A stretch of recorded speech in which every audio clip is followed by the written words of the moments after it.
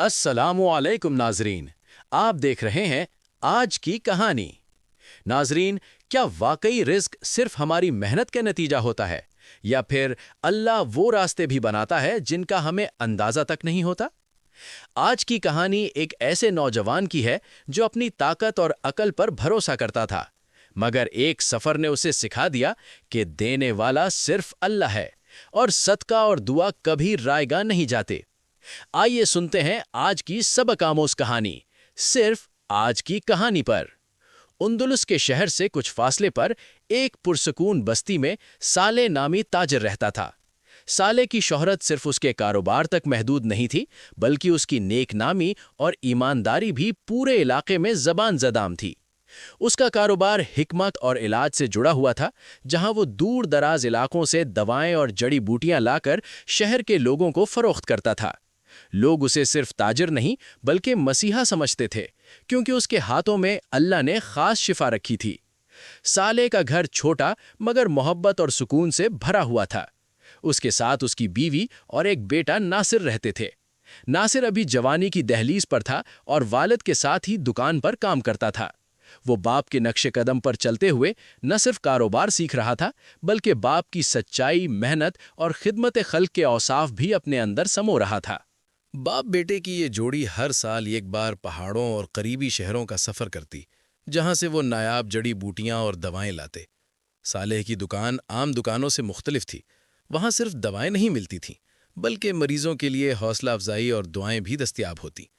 وہ کبھی مریضوں سے زیادہ پیسے نہ لیتا، بس اتنے کہ گھر کا چولہا جلتا رہے۔ یہی وجہ تھی کہ اس کی دکان پر ہمیشہ رش رہتا اور لوگ اس پر پورا بھروسہ کرتے تھے۔ صالح کی یہ خوبی اس کے بیٹے ناصر کو بھی وراثت میں مل رہی تھی، اور آہستہ آہستہ ناصر بھی لوگوں کے دلوں میں اپنی جگہ بنا رہا تھا۔ ایک دن ناصر دکان پر بیٹھے بیٹھے اپنے دل کی بات زبان پر لے آیا۔ وہ معصومیت سے باپ سے کہنے لگا، ابا، آپ تو شہر کے سب سے بڑے اور نامور حکیم ہیں، لوگ آپ پر سب سے زیادہ بھروسہ کرتے ہیں، پھر بھی آپ اتنا کم معاوضہ کیوں لیتے ہیں؟ دیکھیں نا، شہر کے دوسرے حکیم جن کی پہچان بھی اتنی نہیں، وہ آپ سے کئی گنا زیادہ پیسے لیتے ہیں اور لوگ مجبور ہو کر انہیں دیتے بھی ہیں۔ ناصر کی بات سن کر صالح مسکرا دیا، جیسے بیٹے کی فکر اور دنیاوی حساب کو سمجھتا ہو، مگر دل کے کسی کونے میں اسے خوشی بھی ہوئی کہ ناصر اس کے کام کو غور سے دیکھتا ہے۔ صالح نے ناصر کو سمجھاتے ہوئے کہا، بیٹا، یاد رکھنا، اصل شفا دوا میں نہیں بلکہ اللہ کے حکم میں ہوتی ہے۔ اگر حکیم کے ہاتھ لالچ اور ظلم سے رنگے ہوں تو چاہے وہ کتنی ہی قیمتی دوا کیوں نہ دے، اس میں شفا نہیں ہو سکتی۔ مریض کے دل سے نکلی دعا اور حکیم کی نیت ہی اصل علاج ہے۔ حکمت کا سب سے بڑا اصول انصاف اور انسانیت ہے۔ جس دن یہ دونوں ہاتھ سے نکل گئے، اس دن حکمت بھی محض دھندا بن جاتی ہے۔ پھر صالح نے بات کو مزید گہرا کرتے ہوئے کہا، اور جہاں تک پیسوں کا تعلق ہے، بیٹا، پیسہ کبھی اصل سہارا نہیں رہا۔ اصل سہارا ہمیشہ اللہ ہے۔ اگر نیت صاف ہو، بھروسہ مضبوط ہو اور قسمت میں ہو تو رزق خود راستہ بنا کر آتا ہے۔ انسان کا کیا اختیار؟ سب کچھ اسی کا ہے، وہی مالک ہے، وہی دینے والا ہے۔ تم بس یہ سیکھو کہ انسان کے ہاتھ صرف خدمت کے لیے ہیں، دینے والا صرف اللہ ہے۔ ناصر خاموشی سے یہ سب سنتا رہا اور دل میں باپ کی باتوں کی روشنی اتارتا رہا۔ وہ باپ کی باتیں تو خاموشی سے سن لیتا تھا، مگر دل میں ایک الجھن باقی رہتی۔ وہ اکثر سوچتا کہ یقیناً اللہ پر ایمان ضروری ہے، مگر جب ہم خود محنت کرتے ہیں، پہاڑوں میں سفر کر کے جڑی بوٹیاں لاتے ہیں، دن رات دکان پر کام کرتے ہیں اور چیزیں فروخت کرتے ہیں، تو پھر قسمت اور اللہ کی دین کا کیا مطلب؟ یہ سب تو ہماری محنت کا نتیجہ ہے۔ یہ خیال اسے کبھی کبھی بے چین کر دیتا، جیسے دل اور دماغ کے درمیان کوئی ہلکی سی کشمکش چل رہی ہو۔ یہ سوال صرف ناصر کا نہیں تھا، ہر انسان کے دل میں کبھی نہ کبھی یہی وسوسہ آتا ہے۔ انسان سمجھتا ہے کہ جو کچھ اس کے پاس ہے وہ اس کی اپنی محنت کا نتیجہ ہے، اور اگر محنت میں کامیاب ہو جائے تو وہی اصل کمال ہے۔ مگر دل کے کسی کونے میں یہ سوال بھی اٹھتا ہے کہ اگر سب کچھ محنت پر ہے تو پھر اللہ پر یقین اور قسمت میں لکھے جانے کا فائدہ کیا؟ کیا ایمان رکھنے والا اور نہ رکھنے والا برابر نہیں ہو جاتے؟ اور اگر اللہ واقعی دینے والا ہے تو پھر وہ یقین رکھنے والوں کو زیادہ شان و شوکت کیوں نہیں دیتا؟ ایسے ہی سوال ناصر کے دل میں بھی ہلچل مچاتے رہے، مگر کہانی یہیں ختم نہیں ہوتی۔ ناصر کو ابھی وہ دن دیکھنا باقی تھے جب اس کے سوالوں کے پردے اٹھنے لگیں گے۔ وقت کا پہیہ یوں ہی گھومتا رہا۔ صالح اپنی سادہ زندگی اور کمائی پر قناعت کرتا رہا، جبکہ ناصر کے دل میں زیادہ پیسوں کی خواہش اور لالچ آہستہ آہستہ جڑ پکڑتی گئی۔ وہ سوچنے لگا کہ شاید دنیا میں ترقی کرنے کے لیے زیادہ کمانا اور دولت جمع کرنا ہی اصل کامیابی ہے۔ دل میں اللہ پر یقین تو تھا، مگر وسوسوں کا سایہ گہرا ہوتا جا رہا تھا۔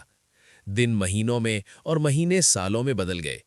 ایک دن ایسا آیا کہ حکیم صالح کی دکان میں دواؤں کی سخت ضرورت پڑ گئی۔ کچھ خاص جڑی بوٹیاں ختم ہو چکی تھیں جن کے بغیر مریضوں کا علاج ممکن نہ تھا، مگر صالح کی بڑھتی ہوئی کمزوری کے باعث وہ خود اس دور دراز سفر پر نہیں جا سکتا تھا۔ اس نے اپنے بیٹے ناصر کو بلایا اور اس کی آنکھوں میں دیکھ کر کہا، اب یہ ذمہ داری تمہیں نبھانی ہے۔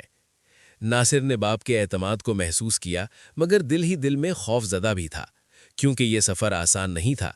راستہ پتھریلے پہاڑوں، گھنے جنگلات اور طرح طرح کے خطرات سے بھرا ہوا تھا۔ جب ناصر گھر سے نکلنے لگا تو ماں باپ دونوں نے اسے دعاؤں کے سائے میں رخصت کیا۔ چلتے وقت صالح نے اسے ایک آخری نصیحت کی، بیٹا یاد رکھنا، جب کبھی تمہیں کوئی راستہ نہ ملے، جب ہر طرف اندھیرا چھا جائے اور سارے دروازے بند نظر آئیں تو اللہ کو پکارنا، وہی مالک ہے، وہی مددگار ہے۔ وہ تمہیں وہاں سے راستہ دے گا جہاں تمہارا وہم و گمان بھی نہ پہنچے۔ قسمت کا رزق تمہیں وہی ملے گا جہاں تمہارے لیے لکھا گیا ہے۔ یہ الفاظ ناصر کے دل میں اتر تو گئے، مگر اس کے ذہن میں ابھی بھی سوال باقی تھے۔ وہ دعا اور وسوسوں کے ساتھ سفر پر روانہ ہو گیا۔ اس نے والد کی نصیحت کو دل سے نہ لیا اور رخصت ہوتے وقت بس رسمی سا سر ہلا کر چل پڑا۔ وہ اپنے ارادے اور جوانی کے جوش پر بھروسہ کرتا تھا۔ اس کے نزدیک کامیابی محض اپنی ہمت اور محنت کا نتیجہ تھی۔ 3 دن کے مسلسل سفر کے بعد وہ اندلس سے نکل کر موجودہ پرتگال کی سرحد پار کرتا ہوا اسپین کے ایک شہر میں پہنچ گیا۔ وہاں ایک پرانی سی سرائے میں ٹھہرا، کھانا کھایا اور رات آرام سے گزاری تاکہ اگلے دن کے طویل سفر کے لیے تیار ہو سکے۔ اس کے ذہن میں یہی خیال تھا کہ بس میں ہوں اور میری محنت، باقی سب باتیں وہم ہیں۔ اگلی صبح فجر کی اذان گونجی تو ناصر نے اپنا سامان اور گھوڑا تیار کیا اور نئے سفر کی راہ لی۔ اس کے سامنے وہ لمبا راستہ تھا جو خطرناک جنگلات اور طویل صحراؤں سے گزر کر آگے بڑھتا تھا۔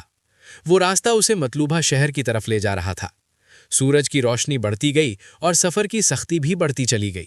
وہ اپنے جوان قدموں کے بھروسے آگے بڑھتا رہا، مگر ہر لمحہ دل میں ایک ہلکی سی بے چینی چھپی رہی جو اسے یاد دلاتی تھی کہ یہ سفر آسان نہیں۔ دوپہر کے قریب ناصر کی طاقت جواب دینے لگی۔ دھوپ کی شدت اور مسلسل سفر کی تھکن نے اسے مجبور کر دیا کہ کہیں سایہ تلاش کرے۔ بالآخر اسے ایک گھنا درخت ملا جس کے نیچے وہ بیٹھ گیا۔ اس نے سرائے سے لیا ہوا کھانا نکالا، کچھ خود کھایا اور کچھ اپنے گھوڑے کو گھاس کے ساتھ دے دیا۔ سانس بحال کرنے کے لیے کچھ دیر وہیں ٹھہرا۔ جیسے ہی تھکن کچھ کم ہوئی، اس نے دوبارہ سفر باندھ لیا۔ دوپہر ڈھلنے کے بعد ناصر مسلسل جنگل کی گھنی راہوں سے گزرتا ہوا آگے بڑھتا گیا۔ جب درختوں کی سیاہ چھائیں ختم ہوئیں تو سامنے ایک بے رحم صحرا پھیل گیا۔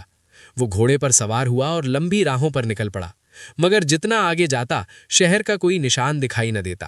دھوپ کی تپش، ریت کا بے انتہا پھیلاؤ اور کھانے پینے کی کمی نے اس کے دل میں خوف اور بے بسی بھر دی۔ شام کے قریب تھکن اور بھوک نے اسے نڈھال کر دیا۔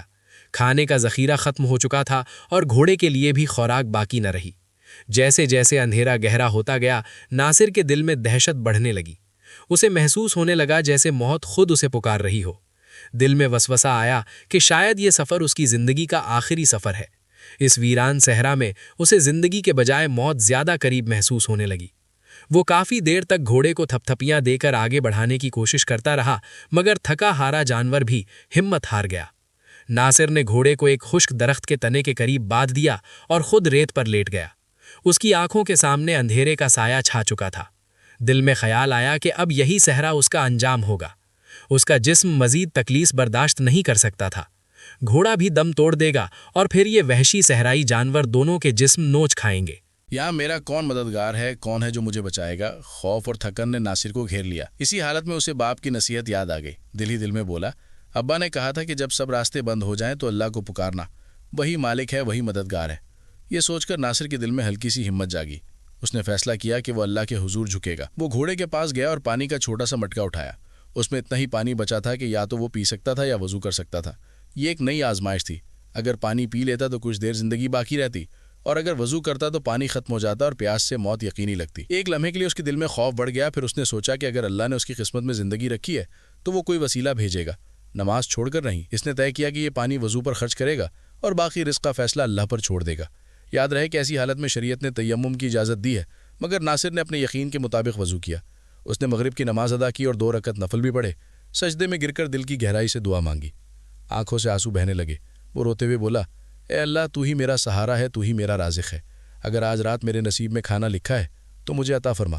تو اندلس میں بھی میرا مالک تھا اور یہاں بھی تو ہی میرا مالک ہے۔ دعا کے بعد وہ بے حال ہو کر زمین پر لیٹ گیا۔ چاروں طرف خوفناک صحرا کی خاموشی تھی، نہ کوئی بستی نہ کوئی انسان، صرف اندھیرا اور موت کا سایہ اس پر جھکا ہوا تھا۔ دل میں خوف اور آنکھوں میں بے بسی تھی۔ کچھ ہی وقت گزرا تھا کہ اچانک دور سے ایک جانور دوڑتا ہوا نظر آیا۔ جیسے جیسے وہ قریب آیا، چاندنی میں صاف دکھائی دینے لگا کہ وہ ایک جنگلی کتا تھا۔ اس کی سرخ آنکھیں اور وحشی انداز دیکھ کر ناصر کے جسم میں کپ کپی دوڑ گئی۔ وہ گھبرا کر اٹھا، مگر بھاگنے کی سکت نہ تھی، اس لیے دوبارہ زمین پر بیٹھ گیا۔ کتا ناصر کے پاس آ کر بیٹھ گیا۔ ناصر حیران رہ گیا جب اس نے دیکھا کہ کتے کے منہ میں ایک چھوٹا سا تھیلا تھا۔ کتے نے وہ تھیلا ناصر کے سامنے ڈال دیا اور خود وہیں لیٹ گیا۔ ناصر نے پہلے اسے فضلہ یا گندگی سمجھ کر توجہ نہ دی، مگر بھوک اور پیاس کی شدت نے اسے سوچنے پر مجبور کر دیا۔ دل میں خیال آیا کہ اب جان بچانا اصل ہے، چاہے کچھ بھی ہو۔ اس نے تھیلا کھولا تو اس کی آنکھیں حیرت سے پھیل گئیں۔ اندر گرم کھانا اور پانی سے بھرا مٹکا موجود تھا۔ وہ خوشی سے جھوم اٹھا جیسے صحرا میں کوئی خزانہ مل گیا ہو۔ اس نے جلدی جلدی کھانا کھایا اور پانی پیا۔ پیٹ بھرنے کے بعد اسے سکون ملا اور دل میں اللہ کے شکر کے آنسو اتر آئے۔ رات کافی گزر چکی تھی۔ وہ وہیں ریت پر لیٹ کر کچھ دیر سو گیا۔ صبح ہوئی تو اس نے دوبارہ سفر کی تیاری شروع کی۔ کتا بھی اس کے ساتھ چل پڑا، مگر اصل مسئلہ بھی باقی تھا۔ صحرا میں کوئی واضح راستہ نہ تھا، نہ کوئی نشان، نہ کوئی سمت۔ ناصر دل میں سوچتا رہا کہ بس چلتا رہوں گا، کہیں نہ کہیں پہنچ ہی جاؤں گا۔ وہ کچھ ہی دور گیا تھا کہ کتا زور زور سے بھونکنے لگا اور ایک طرف مڑ گیا۔ ناصر نے سوچا یہ محض جنگلی حرکت ہے اور سیدھا چلتا رہا، مگر کتا وہیں بیٹھ گیا اور مسلسل بھونکتا رہا، جیسے اسے روکنے کی کوشش کر رہا ہو۔ جب ناصر کچھ اور آگے بڑھا تو سامنے درندوں سے بھرا ایک خوفناک جنگل نظر آیا۔ یہ منظر دیکھ کر وہ فوراً پلٹا اور وہاں سے بھاگ نکلا۔ واپس آ کر اس نے اسی کتے کا پیچھا شروع کر دیا اور دل میں سوچا کہ شاید یہ اللہ کی طرف سے میرے لیے کوئی وسیلہ ہے۔ کتا آگے اور ناصر پیچھے چلنے لگا۔ کچھ دیر بعد ناصر کے سامنے ایک چھوٹا سا گھر نظر آیا۔ گھر دیکھ کر اس کے دل میں جان آ گئی کہ آخرکار انسانوں کی بستی مل گئی۔ وہ دروازے کے قریب پہنچا اور دستک دی۔ اندر سے ایک بوڑھی عورت نکلی۔ اس نے شفقت سے کہا، بیٹا کیا بات ہے، کیا چاہیے؟ ناصر نے ادب سے جواب دیا، اماں جی، میرے گھوڑے کے لیے کچھ پانی مل جائے گا، ہم دونوں بہت پیاسے ہیں۔ عورت مسکراتے ہوئے بولی، ہاں ہاں، اندر آ جاؤ۔ ناصر اندر گیا، خود بھی پانی پیا اور گھوڑے کو بھی سیراب کیا۔ کچھ دیر وہیں بیٹھا رہا اور باتوں باتوں میں اپنے بارے میں اور اپنے والد کی حکمت کا تذکرہ کرنے لگا۔ بوڑھی عورت غور سے سنتی رہی اور پھر شفقت سے بولی، بیٹا کل رات میں نے اپنے شوہر کے لیے کھانا بنایا تھا اور ساتھ ہی صدقے کے طور پر کچھ کھانا اور پانی ایک تھیلے میں رکھ دیا تھا کہ اگر کوئی مسافر آ جائے تو کھا لے اور میرا صدقہ پورا ہو جائے۔ مگر افسوس، رات کے وقت ایک کتا وہ تھیلا منہ میں دبا کر لے گیا۔ میں نے اس کا بہت پیچھا کیا، لیکن وہ تیزی سے صحرا کی طرف نکل گیا۔ اگر وہ کھانا میرے پاس ہوتا تو میں تمہیں ضرور کھلاتی، کیونکہ تم اتنی دور سے آئے ہو اور یقیناً بھوکے بھی ہوگے۔ یہ سن کر ناصر کے دل میں ایک عجیب سا سکون اتر آیا۔ آنکھوں کے سامنے کل رات کا منظر تازہ ہو گیا اور وہ دل ہی دل میں سمجھ گیا کہ وہی کتا اس کے لیے وسیلہ بنا تھا۔ بوڑھی عورت کی باتیں سن کر ناصر کا ذہن چکرا گیا اور وہ گہری سوچ میں ڈوب گیا۔ پھر اس نے ساری داستان سنا دی کہ وہ کھانا دراصل اسی نے کھایا تھا تاکہ عورت بے فکر ہو جائے۔ بوڑھی عورت نے نرمی سے کہا، بیٹا، میں نے اپنے باپ اور ایک عالم سے سنا ہے کہ جو چیز قسمت میں ہوتی ہے وہی انسان تک پہنچتی ہے، مگر اس کے لیے محنت شرط ہے۔ اگر تم یہاں تک نہ آتے اور اتنی محنت نہ کرتے تو یہ کھانا تمہیں کیسے ملتا؟ بوڑھی عورت کی باتیں ناصر کے دل کو لگیں اور اسے اپنے باپ صالح کی نصیحتیں یاد آ گئیں۔ آنکھوں میں آنسو لیے وہ عورت کے گھر سے رخصت ہوا۔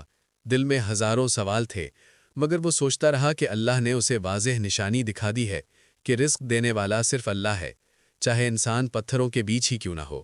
مختصر یہ کہ ناصر نے جڑی بوٹیاں خریدیں اور واپس اندلس پہنچ گیا۔ اس نے ساری داستان حکیم صالح کو سنا دی۔ حکیم صالح مسکرا کر بولے، بیٹا، تم مسلمان تو تھے، مگر اللہ پر تمہارا یقین پختہ نہیں تھا۔ تم نے سمجھا کہ کاروبار اور پیسہ ہی زندگی گزارنے کا سہارا ہے۔ پھر صالح نے کہا، یہ بھی جان لو کہ کل رات تمہاری ماں نے ایک برا خواب دیکھا تھا۔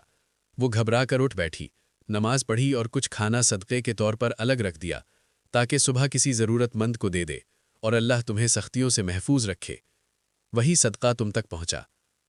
یاد رکھو، اللہ کے لیے اندلس میں رزق دینا اور یونان میں کھانا پہنچانا ایک جیسا ہے، بس یقین پختہ ہونا چاہیے اور مال حلال ہونا چاہیے۔ یہ سفر تمہیں ڈراونا لگا، حالانکہ اللہ نے تمہیں 3 نشانیاں دکھائیں۔